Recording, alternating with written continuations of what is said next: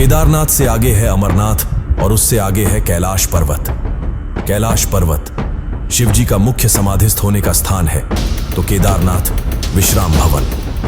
हिमालय का कण कण शिव शंकर का स्थान है। बाबा अमरनाथ को आजकल स्थानीय मुस्लिम लोगों के प्रभाव के कारण बर्फानी बाबा कहा जाता है, जो कि अनुचित है। उन्हें बर्फानी बाबा इसलिए कहा जाता है कि उनके स्थान पर प्राकृतिक रूप से बर्फ का शिवलिंग निर्मित होता है। शिवलिंग का निर्मित होना समझ में आता है, लेकिन इस पवित्र गुफा में हिम शिवलिंग के साथ ही एक गणेश पीठ व एक पार्वती पीठ भी हिम से प्राकृतिक रूप में निर्मित होता है। पार्वती पीठ ही शक्तिपीठ स्थल है। यहाँ माता सती के कंठ का निपात हुआ था। पार्वती पीठ 51 शक्तिपीठों में से एक है। यहाँ माता के अंग तथा अंग भूषण की पूजा होती है। ऐसे बहुत से तीर्थ हैं जहाँ प्राचीन काल में सिर्फ साधु संत ही जाते थे और वहां जाकर वे तपस्या करते थे, लेकिन आजकल यात्रा सुविधाएं सुगम होने के चलते व्यक्ति कैलाश पर्वत और मानसरोवर भी जाने लगा है। ये वे स्थान है जो हिंदुओं के लिए सबसे महत्वपूर्ण है। इस पवित्र गुफा में भगवान शंकर ने भगवती पार्वती को मोक्ष का मार्ग दिखाया था। इस तत्व ज्ञान को अमर कथा के नाम से जाना जाता है, इसीलिए इस स्थान का नाम अमरनाथ पड़ा। यह कथा भगवती पार्वती तथा भगवान शंकर के बीच हुआ संवाद है। यह उसी तरह है जिस तरह कृष्ण और अर्जुन के बीच संवाद हुआ था। अमरनाथ कथा। सती ने दूसरा जन्म हिमालय राज के यहाँ पार्वती के रूप में लिया।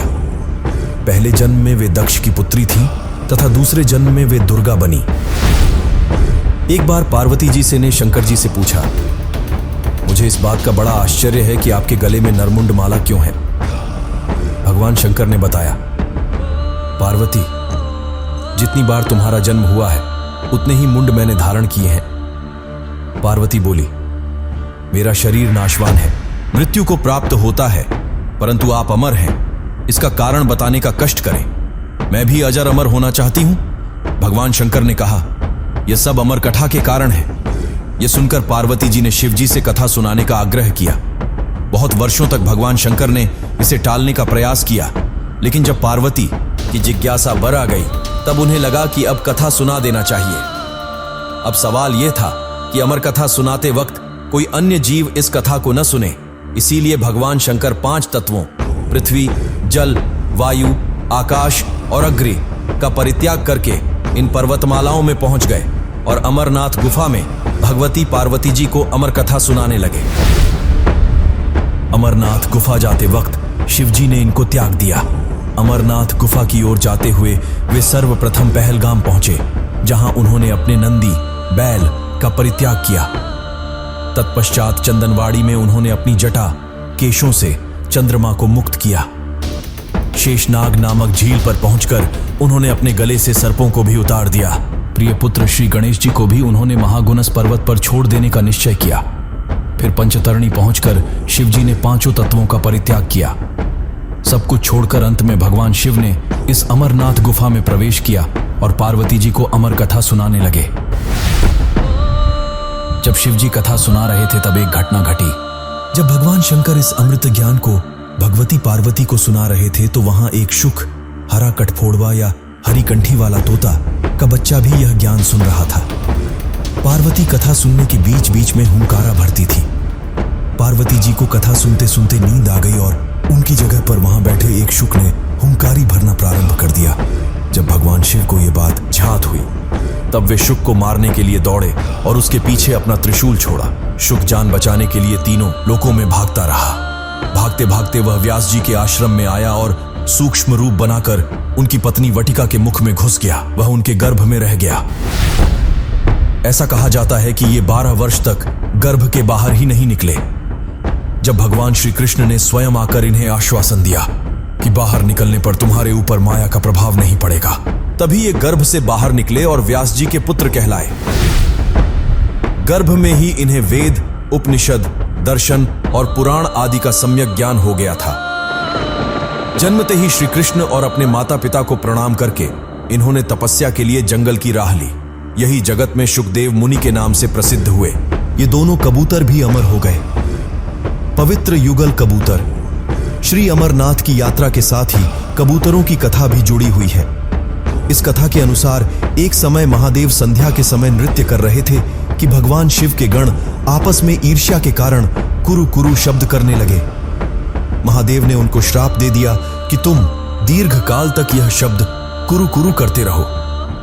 तदुपरांत वे रुद्र रूपी गण उसी समय कबूतर हो गए और वहीं उनका स्थायी निवास हो गया। माना जाता है कि यात्रा के दौरान पावन अमरनाथ गुफा में इन्हीं दोनों कबूतरों के भी दर्शन होते हैं। यह आश्चर्य ही है कि जहां ऑक्सीजन की मात्रा नहीं के बराबर है और जहां दूर दूर तक खाने पीने का कोई साधन नहीं है, वहां ये कबूतर किस तरह रहते होंगे। यहां कबूतरों के दर्शन करना शिव और पार्वती के दर्शन करना माना जाता है। पार्वती जी भगवान सदाशिव से कहती हैं, प्रभु, मैं अमरेश महादेव की कथा सुनना चाहती हूं। मैं यह भी जानना चाहती हूं कि महादेव गुफा में स्थित होकर अमरेश क्यों और कैसे कहलाए। सदाशिव भोलेनाथ बोले, देवी, आदिकाल में ब्रह्मा, प्रकृति, स्थावर, पर्वतादि, जंगल, मनुष्य, संसार की उत्पत्ति हुई। इस क्रमानुसार देवता, आर्षि, पितर, गंधर्व, राक्षस, सर्प, यक्ष, भूतगण, कूष्मांड, भैरव, गीदड़, दानव आदि की उत्पत्ति हुई। इस तरह नए प्रकार के भूतों की सृष्टि हुई, परंतु इंद्रादि देवता सहित सभी मृत्यु के वश में थे।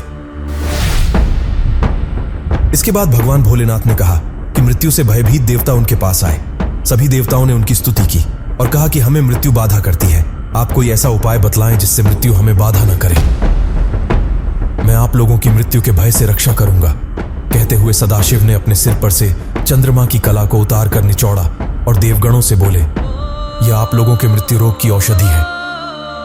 उस चंद्रकला के निचोड़ने से पवित्र अमृत की धारा बह निकली और वही धारा बाद में अमरावती नदी के नाम से विख्यात हुई। चंद्रकला को निचोड़ते समय भगवान सदाशिव के शरीर पर जो अमृत बिंदु गिरे वे सूख गए और पृथ्वी पर गिर पड़े। पावन गुफा में जो भस्म है वे इसी अमृत बिंदु के कण हैं जो पृथ्वी पर गिरे थे। सदाशिव भगवान देवताओं पर प्रेम न्योछावर करते समय स्वयं द्रवीभूत हो गए। देवगण सदाशिव को जलस्वरूप देखकर उनकी स्तुति में लीन हो गए और बारंबार नमस्कार करने लगे। भोलेनाथ ने देवताओं से कहा, हे देवताओं, तुमने मेरा बर्फ का लिंग शरीर इस गुफा में देखा है। इस कारण मेरी कृपा से आप लोगों को मृत्यु का भय नहीं रहेगा। अब तुम यहीं पर अमर होकर शिव रूप को प्राप्त हो जाओ। आज से मेरा यह अनादि लिंग शरीर तीनों लोकों में अमरेश के नाम से विख्यात होगा। देवताओं को ऐसा वर देकर सदाशिव उस दिन से लीन होकर गुफा में रहने लगे।